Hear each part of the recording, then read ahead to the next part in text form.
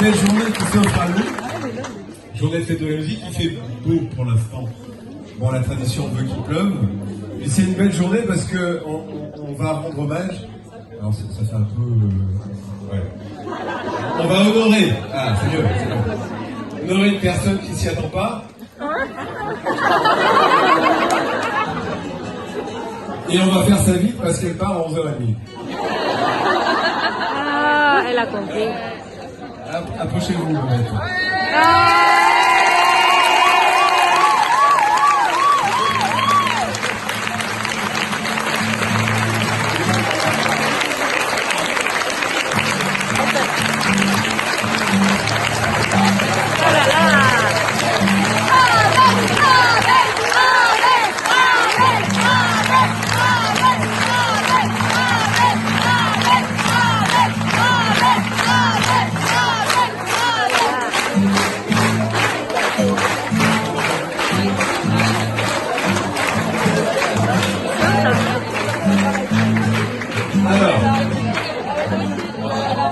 Non, elle va me faire pleurer là.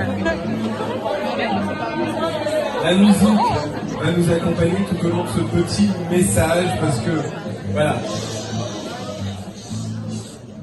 Alors, je suis désolé, je vais garder mes lunettes parce que j'ai un petit problème de longueur de bras. Chère Babette,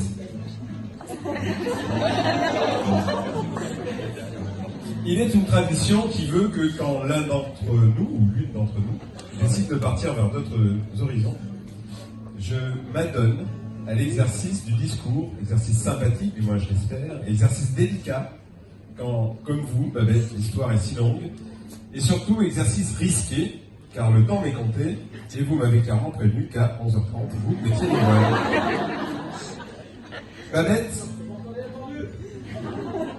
Babette, je ne parlerai pas de l'excellence de votre travail, reconnu et apprécié par tous, et par la maison. Je préfère prendre un instant pour évoquer cette vie passée à nos côtés. Nous savons tous ici combien votre discrétion n'a d'égal que les brutales injonctions lancées en prépa lorsqu'arrivant le matin, vous constatez que l'un d'entre nous a osé l'impensable, utiliser votre eau de pareuse.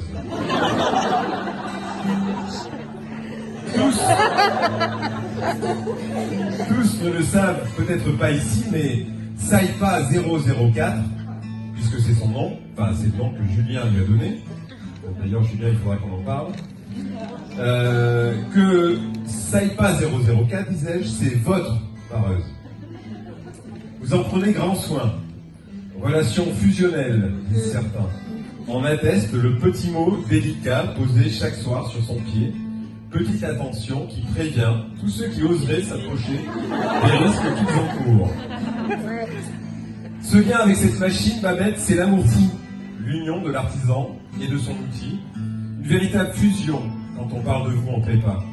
C'est d'autant plus vrai que cela a pu rendre jalouse une refendeuse qui tenta de vous manger les mains. Bien mauvaise idée, car ce fut peine perdue, et au prix de quelques souffrances et d'une bonne dose de caractère qui vous caractérise, c'est à le dire, vous êtes revenu dompter la bête, il en faut beaucoup plus pour vous contrarier.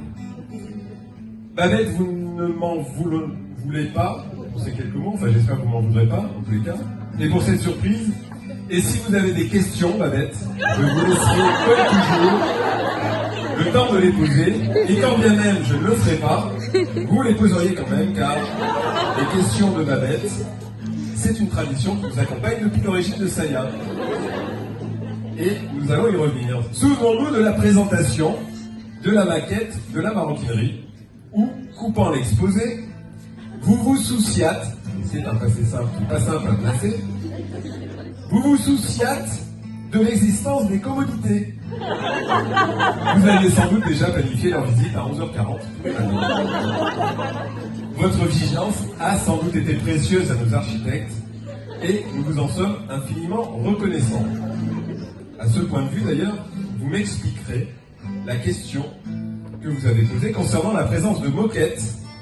Je sais que la maison veille à notre confort, mais de là à mettre de la moquette quand même. Toujours ce beau jour de présentation, vous avez interpellé l'ancien maire de Saya, Robert Couzon, pour savoir si dans ce beau village, une boulangerie serait ouverte à 6h30 le matin afin d'assurer votre petit déjeuner. Car la nutrition, Babette, c'est votre affaire et votre habitude. À 11h45, vous êtes en place. C'est votre place. Quoi qu'il arrive, vous êtes à l'heure. Et ce ne sont pas ni Emmanuel Poguet ni Olivier Fournier qui me contrarieront. En atteste ce fameux jour où Olivier Fournier, faisant une belle présentation en plein réfectoire, Babette, vous vous êtes levé à 11h45 pour aller vous installer dos au public, profiter de votre déjeuner. Babette, vous allez nous manquer. Ah oui. Et la vue d'une salière ou d'une pomme pote, ou d'un iMac, nous rappellerons en votre bon souvenir. Ah, l'iMac. Steve Jobs, il a eu une bien belle idée ce jour-là. Une pomme,